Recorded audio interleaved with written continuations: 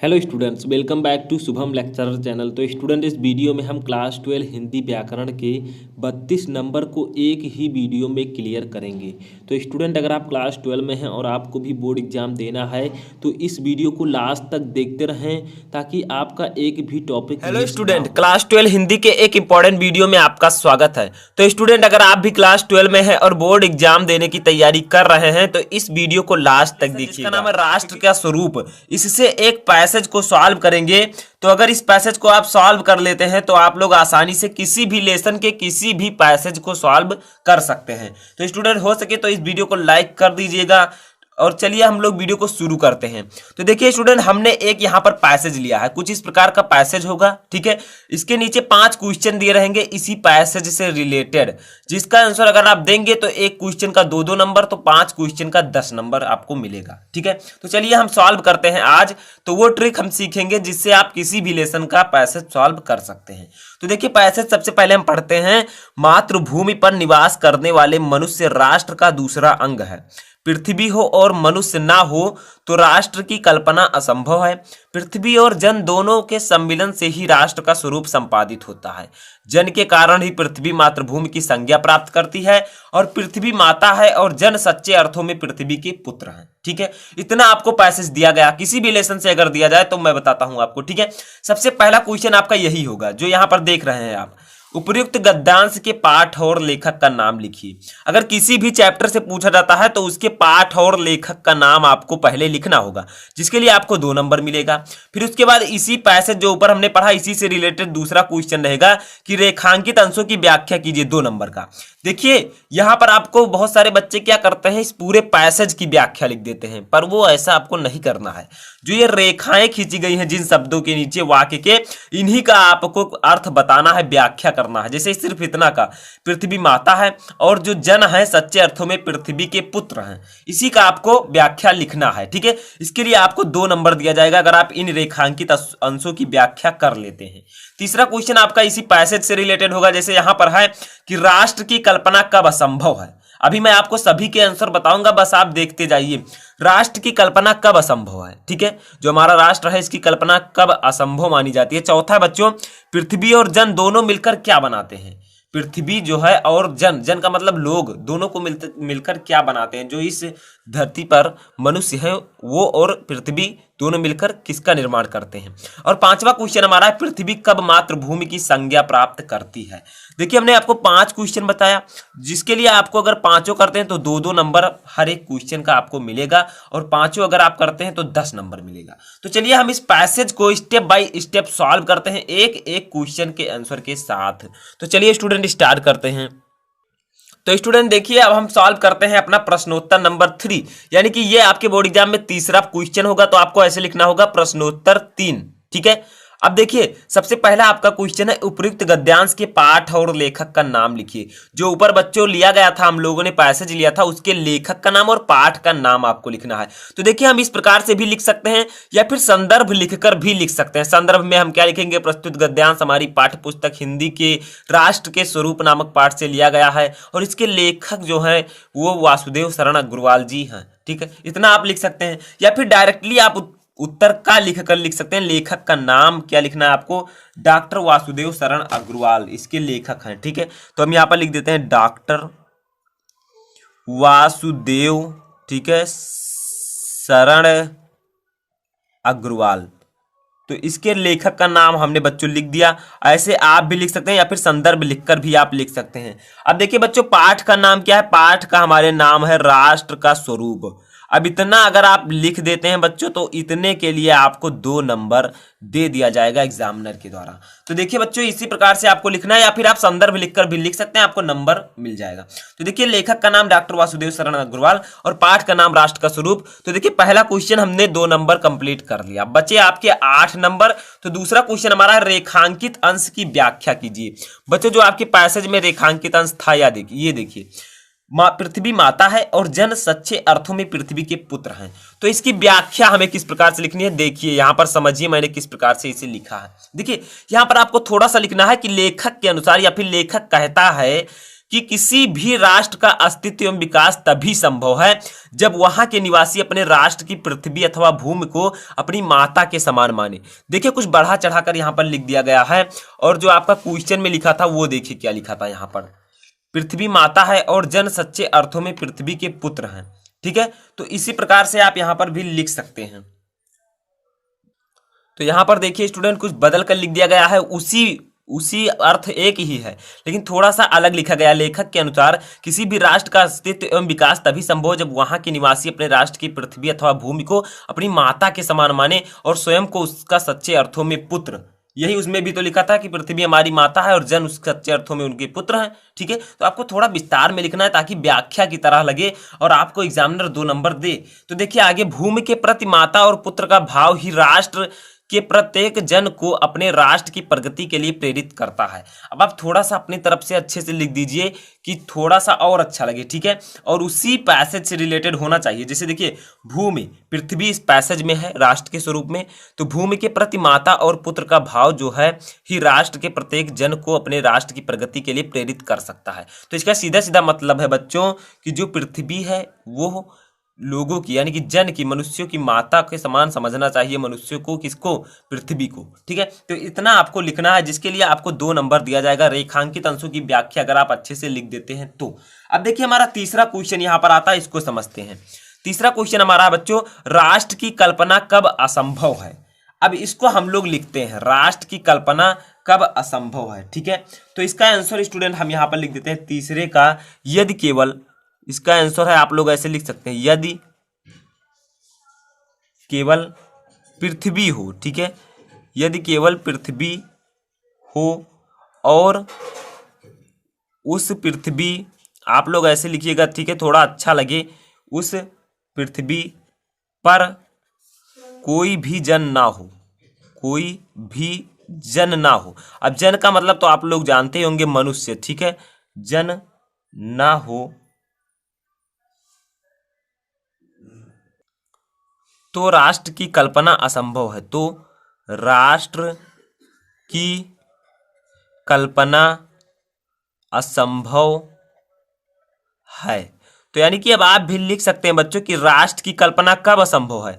बच्चों जब तक केवल पृथ्वी ही होगी और उस पर कोई मनुष्य नहीं होगा तो राष्ट्र कैसे बनेगा, क्योंकि मनुष्यों से मिलकर ही राष्ट्र बनता है। ठीक है, देश में जो है मनुष्य रहते हैं तब वो एक देश बनता है। तो देखिए यदि केवल पृथ्वी ही हो और उस पर कोई भी जन या मनुष्य ना हो तो राष्ट्र की कल्पना हम नहीं कर सकते। ठीक है, तो असंभव की बात की गई थी, तो अगर ये पृथ्वी में पर जो है मनुष्य ना हो तो राष्ट्र की कल्पना जो है वो असंभव है। ठीक है, अब हम देखेंगे अपना तीसरा के बाद चौथा क्वेश्चन। तो देखिए अगर ऐसे आप लिख देते हैं बच्चों किसी भी चैप्टर से तो 2 नंबर आपको यहां पर दिया जाएगा, यानी कि 6 नंबर हमारा कंप्लीट हो चुका है। अब बाकी बचते हैं बच्चों 4 नंबर, तो उसको भी हम कंप्लीट करते हैं। तो देखिए हमारा चौथा क्वेश्चन हमारा है, पृथ्वी और जन दोनों मिलकर क्या बनाते हैं। यानी कि जो पृथ्वी है और जन का मतलब मनुष्य जो है पृथ्वी पर, वो दोनों मिलकर क्या बनाते हैं। तो वो दोनों मिलकर क्या बनाते हैं स्टूडेंट, इसका भी हम उत्तर लिख देते हैं। तो ठीक है, पृथ्वी और जन यानी कि मनुष्य, ठीक है, दोनों मिलकर, ठीक है, राष्ट्र के स्वरूप का निर्माण करते हैं। जो हमारे लेसन का नाम है उसी का ये सब मिलकर निर्माण करते हैं, राष्ट्र के स्वरूप का निर्माण करते हैं। तो स्टूडेंट आप हमसे भी अच्छा लिखने की कोशिश कीजिएगा। ठीक है, क्योंकि आपको बोर्ड एग्जाम देना है तो आप हमसे भी बेहतर लिख सकते हैं। तो देखिए चौथा क्या है बच्चों कि पृथ्वी और जन दोनों मिलकर किसका निर्माण करते हैं, क्वेश्चन हमारा था। तो पृथ्वी और जन दोनों मिलकर हमारे राष्ट्र के स्वरूप का निर्माण करते हैं। जब तक पृथ्वी पर मनुष्य नहीं होंगे तब तक राष्ट्र का निर्माण नहीं हो सकता। ठीक है, था चौथा क्वेश्चन बच्चों। इसके लिए भी आपको 2 नंबर दिया जाएगा, यानी कि 8 नंबर हमारा क्लियर हो चुका है। और ऐसे ही हमें क्वेश्चन का आंसर लिखना है। देखिए हमारा 5वां क्वेश्चन क्या बच्चों, और आपको क्वेश्चन बिल्कुल भी नहीं उतारना है जो ऊपर मैंने पैसेज में बताया था, केवल आपको आंसर ही लिखना है। ठीक है, क्योंकि इतना टाइम आपके पास नहीं होता है। अब देखिए हमारा 5वां क्वेश्चन क्या है बच्चों, यहां पर देखिए पृथ्वी कब मातृभूमि की संज्ञा प्राप्त करती है।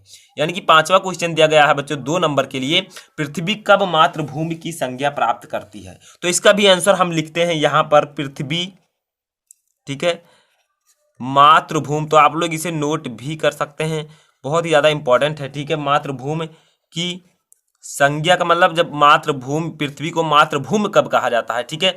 संज्ञा प्राप्त, मातृभूमि, पृथ्वी जो है मातृभूमि की संज्ञा तब प्राप्त करती है, तब प्राप्त करती है जब, ठीक है, उस पृथ्वी, तो आप लोग ऐसे नोट कर लीजिएगा, इंपॉर्टेंट है, उस पृथ्वी पर जन का भी निवास होता है, ठीक है। तो इस प्रकार से आप लोग पैसेज से ढूंढकर आपको लिखना है। केवल ऊपर का जो स्टूडेंट 2 क्वेश्चन है रेखांकित अंश की व्याख्या, वो पैसेज से ही रिलेटेड है, और जो पहला क्वेश्चन आपका था संदर्भ लिखने का, वो पैसेज से रिलेटेड था और लेसन के नाम से, ठीक है। तो देखिए पूछा गया था आपसे कि पृथ्वी कब मातृभूमि की संज्ञा प्राप्त करती है, तो पृथ्वी बच्चों तभी मातृभूमि की संज्ञा प्राप्त करेगी जब उस पृथ्वी पर जो है जन का भी निवास होता है, यानी कि मनुष्यों का निवास होगा।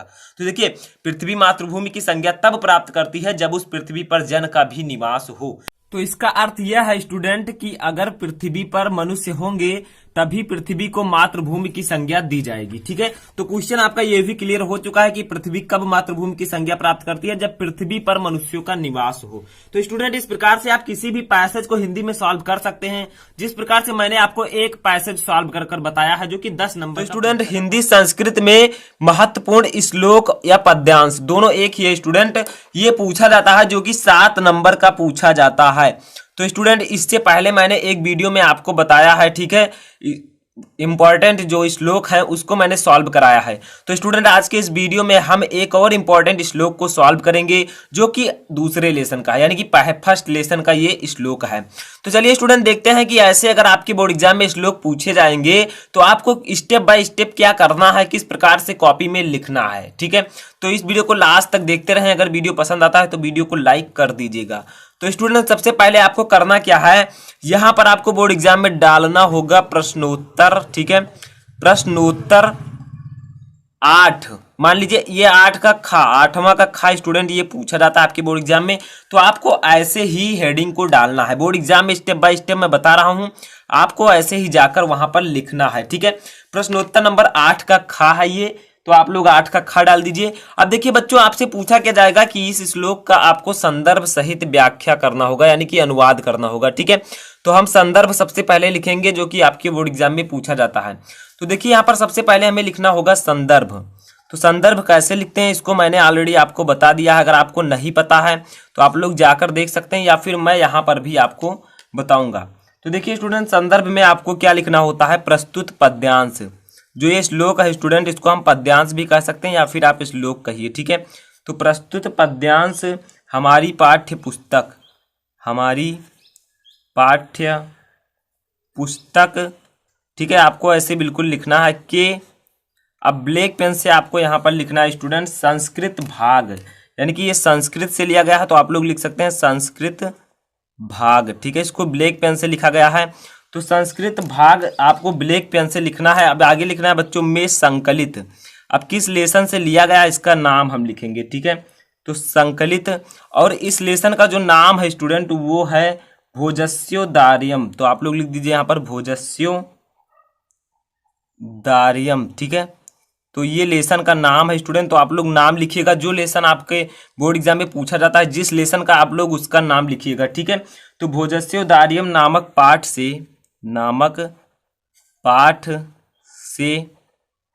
अवतरित है या फिर लिया गया है, ठीक है।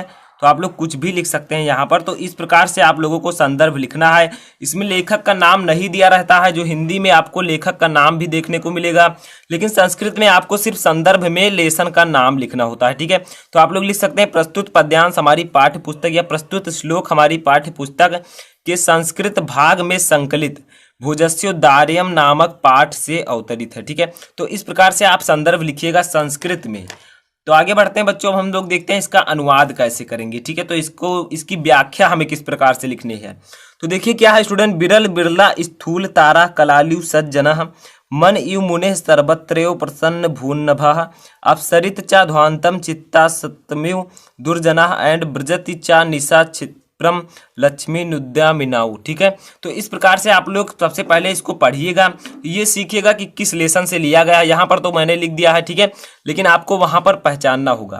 तो देखिए हम इसका व्याख्या कैसे लिखेंगे। तो व्याख्या हमने लिखा है, अभी मैं आपको बताऊंगा, तो पहले समझ लीजिए कि बिरल बिरला स्थूल तारा कलालु सज्जना, यानी कि जिस प्रकार से कलयुग में सज्जन पुरुष, ठीक है, कम हो गए हैं, उसी प्रकार से इस आकाश में बड़े तारे समाप्त हो गए हैं। ठीक है, तो इस प्रकार से आप इसका व्याख्या लिख सकते हैं। अब आगे देखिए, मन यु मुने सर्वत्रयो प्रसन्न मुनभा। ठीक है, तो मुनियों के समान जो मन है बच्चों, वो सर्वत्र निर्मल हो गया है। अब आगे देखिए, अपचरित चा ध्वांतम चित्तास्मम दुर्जना। आगे है स्टूडेंट कि आपका जो सज्जनों के चित्त से दुर्जनों के समान जो है मन उसका दूर हो गया है। ठीक है, अब आगे देखिए बच्चों, ब्रजत चा निशा क्षिप्रम लक्ष्मी नुद्यामिनौ। इसका अर्थ होगा स्टूडेंट, और जो रात्रि है, निशा, निशा का मतलब होता है बच्चों रात्रि। ठीक है, जो रात्रि है वो उद्योग रहित व्यक्ति की समृद्धि के समान शीघ्र समाप्त होती जा रही है। तो इस प्रकार से आप इसकी व्याख्या को लिख सकते हैं, और यहाँ पर मैंने इसके व्याख्या लिखा है, आप लोग इसको नोट भी कर सकते हैं। ठीक है, इसके स्क्रीनशॉट भी आप ले सकते हैं। तो देखिए क्या है बच्चों, बड़े तारे कलयुग में सज्जनों के समान दूर बहुत कम दिखाई देते हैं, यानी कि बहुत कम हो गए हैं। मुनियों के मन के सदृश आकाश सर्वत्र निर्मल हो गया है। अंधकार सज्जनों के चित्त से दुर्जनों के समान दूर हो गया है, और रात्रि उद्योग रहित व्यक्ति की समृद्धि के समान शीघ्र समाप्त होती जा रही है। यानी कि उद्योग ना करके कोई कमाने के बजाय जो धन इकट्ठा बच्चों उसी को जो खर्च करता है, उसी प्रकार से रात्रि उसकी जो है स्टूडेंट समाप्त हो जाती है, समृद्धि उसका विकास रुक जाता है। उसी प्रकार रात्रि भी उद्योग रहित व्यक्ति की समृद्धि के समान समाप्त होती जा रही है। तो इस प्रकार से आप किसी भी श्लोक का संदर्भ या व्याख्या लिख सकते हैं, जिस प्रकार मैंने बताया। श्लोक आपको जो संदर्भ है इसका सभी में सभी लेसन, किसी भी लेसन से पूछा जाए तो आप ऐसे लिखिएगा, बस लेसन का नाम चेंज कर दीजिएगा और अनुवाद आप जिस लेसन से पूछा जाता है उसी का कीजिएगा। ठीक है, तो स्टूडेंट आई होप कि आपको ये वीडियो पसंद आया होगा। तो अगर वीडियो पसंद आया हो तो वीडियो को लाइक कर दीजिए, चैनल पर नए हैं तो चैनल को सब्सक्राइब कर लीजिए। जैसे फर्स्ट है मुहावरे और लोकोक्तियाँ, दूसरा है संधि विच्छेद, तीसरा है विभक्ति और वचन, चौथा शब्द युग्म, पांचवां शब्द अर्थ, छठवां अनेक शब्दों के लिए एक शब्द, और सातवां है वाक्य संशोधन। तो कई स्टूडेंट्स ऐसे हैं जो इन सब के बारे में नहीं जानते हैं कि इसमें हमें क्या लिखना होता है, किस प्रकार से हमें इसका आंसर देना होता है। तो इस वीडियो को लास्ट तक देखते रहिए, जो जानते हैं उनको भी देखना बहुत ही ज़रूरी है, क्योंकि जिन एग्जाम्पल्स को मैंने लिया है क्वेश्चन को, वो आपके बोर्ड एग्जाम के लिए बहुत ही इंपॉर्टेंट हैं। और बात किया जाए, ये 7 टॉपिक जो हैं आपके बोर्ड एग्जाम में 15 नंबर के पूछे जाते हैं। तो इस वीडियो को लास्ट तक देखते रहें, इसमें आपको ये भी पता चल जाएगा कि ये सब हैं क्या और इसमें पूछा क्या जाता है। तो सबसे पहले हम शुरुआत करेंगे अपने फर्स्ट टॉपिक से, जो कि है मुहावरे और लोकोक्तियाँ। इससे पहले मैं एक रिक्वेस्ट करना चाहूँगा कि आपने वीडियो को लाइक नहीं किया तो वीडियो को लाइक कर दें और चैनल को सब्सक्राइब कर लें, ताकि इस प्रकार के इंपॉर्टेंट वीडियो आपसे मिस ना हो। तो देखिए फर्स्ट टॉपिक है मुहावरे और लोकोक्तियाँ। ठीक है, तो कुछ इस प्रकार का जो है पूछा जाता है क्वेश्चन। तो देखिए फर्स्ट क्वेश्चन आपका जैसे है मुहावरे और लोकोक्तियों में, ईद का चांद होना, ऐसे आपके बोर्ड एग्जाम में लिखा रहेगा। ठीक है, अब ईद का चांद होना, तो सबसे पहले आपको ये चिन्ह लगाकर इसके आगे लिखना है इसका अर्थ। तो इसका अर्थ होगा अधिक दिनों बाद दिखाई देना। ठीक है, अधिक दिनों बाद दिखाई देना। ठीक है, ईद का चांद होना, ये आपके बोर्ड एग्जाम में इस प्रकार से दिया रहेगा। आपको पहले क्वेश्चन को ऐसे लिखना है, उसके बाद उसका अर्थ लिखना है, और नीचे हेडिंग डालना है वाक्य प्रयोग। ठीक है, वाक्य प्रयोग, तो वाक्य प्रयोग हेडिंग डालना है, और उसके बाद में आपको ये जो है ईद का चांद होना, इसका वाक्य प्रयोग कर देना है। वैसे आपके बोर्ड एग्जाम में ये 2 नंबर का पूछा जाता है। ठीक है, 2 नंबर का, तो ये बहुत ही इंपॉर्टेंट है। तो वाक्य प्रयोग में कैसे आप लिखेंगे, जैसे कुछ भी आप लिख सकते हैं, जैसे मैंने लिखा भाई सतीश। ठीक है, आप कोई भी नाम लिख सकते हैं, कोई ज़रूरी नहीं है। जब से तुम डॉक्टर, ठीक है, डॉक्टर बने हो, ईद का चांद हो गए हो। ठीक है, ईद का चांद हो गए हो। ठीक है। इसमें इम्पोर्टेंस क्या है, सबसे पहले आपको समझना है कि जो क्वेश्चन दिया रहेगा उसका हमें अर्थ लिखना होगा। जैसे ईद का चांद होना, इसका अर्थ होगा बहुत अधिक दिनों बाद दिखाई देना, ठीक है। वाक्य प्रयोग में आपको जो ये क्वेश्चन दिया रहेगा ये आना चाहिए। जैसे मैंने यहाँ पर लिखा है ईद का चांद होना, ठीक है, वैसे ये वाक्य प्रयोग में आना चाहिए, बस आपका वाक्य प्रयोग सही होगा। जैसे मैंने लिखा भाई सतीश जब से तुम डॉक्टर बने हो ईद का चांद हो गए हो। सतीश के स्थान पर आप महेश, रमेश, सुरेश कुछ भी लिख सकते हैं, ठीक है, समझ में आया। ऐसे ही दूसरा हम देख लेते हैं, क्योंकि 2 पूछे जाते हैं, 2 का आंसर आपको देना होता है। आपके पास ऑप्शंस भी रहते हैं, 2 के अलावा 4 रहते हैं, ठीक है, 2 करना होता है आपको। तो देखिए ये इसको कैसे लिखेंगे, ठीक है। तो देखिए जैसे है आपका घाव पर नमक छिड़कना, ठीक है, इसका अर्थ क्या होगा सोचिए। तो देखिए इसका अर्थ होगा दुखी को और दुखी करना, ठीक है, मतलब घाव पर किसी ने नमक छिड़क दिया, इसका मतलब होगा दुखी को और दुखी करना, ठीक है। अब इसका वाक्य प्रयोग हम कर लेते हैं, तो हेडिंग डालेंगे वाक्य प्रयोग, ठीक है। तो वाक्य प्रयोग हमने हेडिंग डाला, उसके बाद में इसका वाक्य प्रयोग करते हैं। जैसे घाव पर नमक छिड़कना, इसका अर्थ होगा दुखी को और दुखी करना, ठीक है। तो देखिए इसका कैसे करेंगे, तो देखिए तुम उस, ठीक है, विधवा को ताने देकर उसके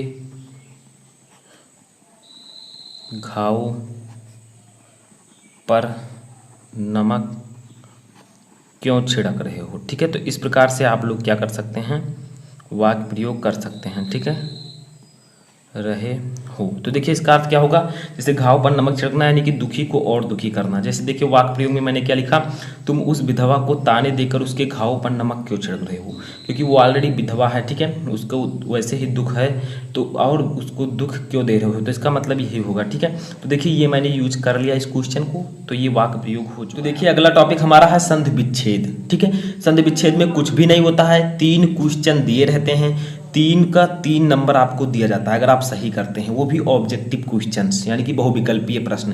जैसे कुछ इस प्रकार से क्वेश्चन रहेगा। फर्स्ट क्वेश्चन है इसका, रमेशा का संधि विच्छेद है, ठीक है, यानी कि रमेशा का संधि विच्छेद क्या होगा, इन चारों में से कौन सा ऑप्शन सही होगा, ठीक है। जैसे का है रम धन ऐसा, खा है रम धन ईसा, गा है रमा धन ऐसा और घा है रमा धन ईसा।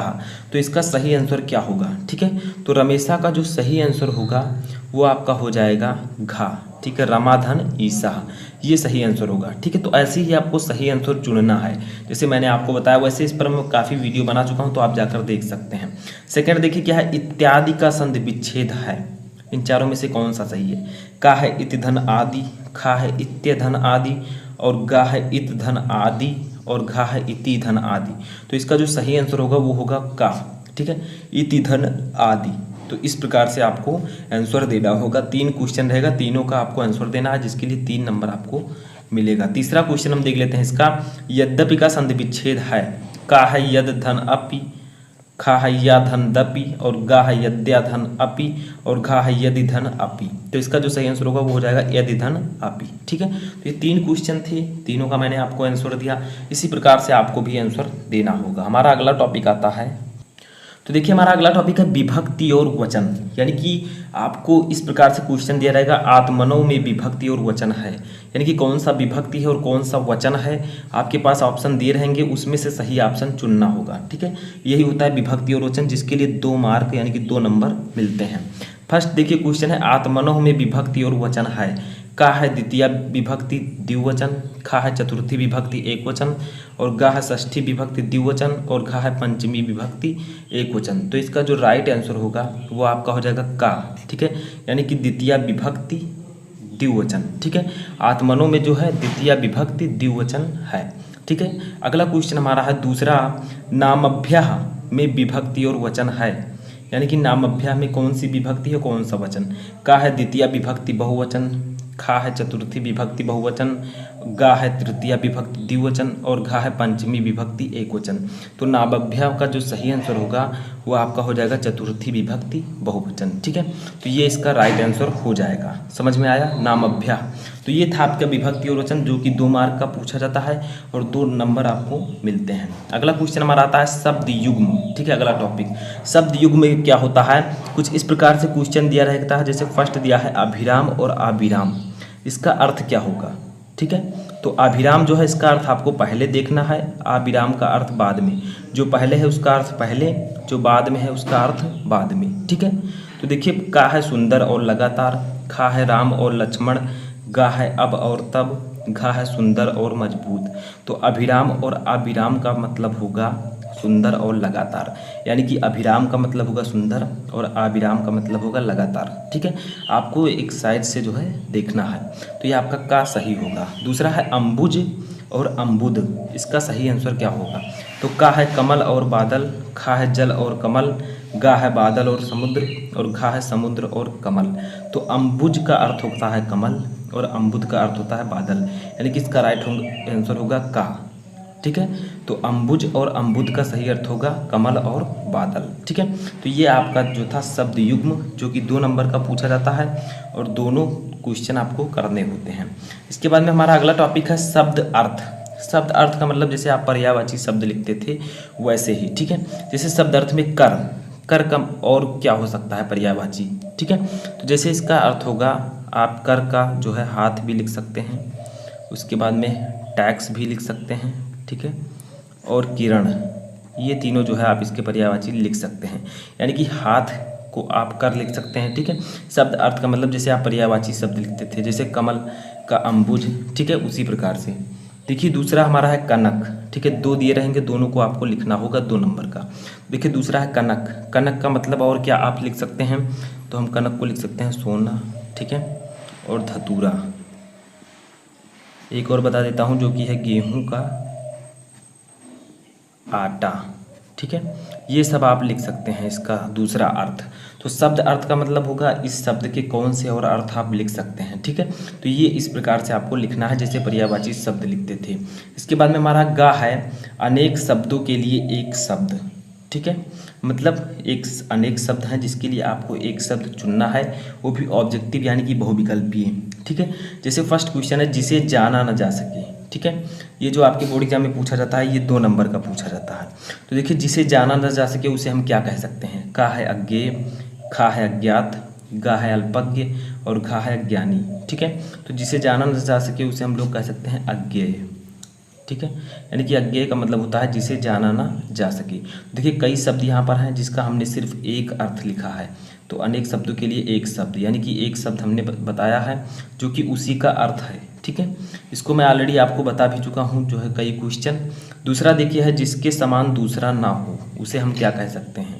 तो देखिए का है आपका अद्वितीय, खा है अतुलनीय, गा है श्रेष्ठ और घा है असमान। तो इसका सही आंसर होगा अद्वितीय। ठीक है, यानी कि जिसके समान कोई दूसरा ना हो उसे हम अद्वितीय कह सकते हैं। तो ये आपका था अनेक शब्दों के लिए एक शब्द। अब हम चलते हैं अपने लास्ट टॉपिक पर जिसका नाम है, तो देखिए हमारा लास्ट टॉपिक आता है वाक्य संशोधन। इसमें होता क्या है, आपको ये वाक्य दिया हुआ है, इसमें कुछ गलतियां हैं उसको सुधारना होता है। ठीक है, उसे संशोधित करना होता है, उसी का मतलब होता है वाक्य संशोधन। जैसे महादेवी वर्मा हिंदी की सुप्रसिद्ध कवित्री हैं, इसमें गलती क्या है। तो देखिए कौन सी गलती है। देखिए महादेवी में कोई गलती नहीं है। ठीक है, वर्मा हिंदी की सुप्रसिद्ध, ठीक है, इन सब में कोई गलती नहीं है। अब यहाँ पर जो आपकी कवित्री है इसमें जो है गलती है, वो क्या है। तो यहाँ पर कवित्री को हम इस प्रकार से लिखेंगे। ठीक है, कवित्री है, तो ये आपका सही आंसर होगा। यानी कि इसमें गलती क्या थी, इसमें सिर्फ इतनी गलती थी कि जो कवित्री है ये थोड़ा सा गलत लिखा था। ठीक है, हमने इसे राइट तरीके से लिखा है, तो ये आपका सही होगा आंसर। तो इसमें हमारा दूसरा क्वेश्चन आता है कि मेरे को अभी जाना है। ठीक है, इसका सही आंसर क्या होगा। तो इसका होगा मुझे अभी जाना है। आपको पता चल गया होगा कि ये कितने नंबर का पूछा जाता है। तो फाइनली जो है ये 2 नंबर का पूछा जाता है, ठीक है। ऑप्शंस भी आपके पास रहेंगी। तो देखिए, मेरे को अभी जाना है, ये सेंटेंस में जो है थोड़ी सी गलती थी। मेरे को के स्थान पर आपको लिखना है मुझे अभी जाना है।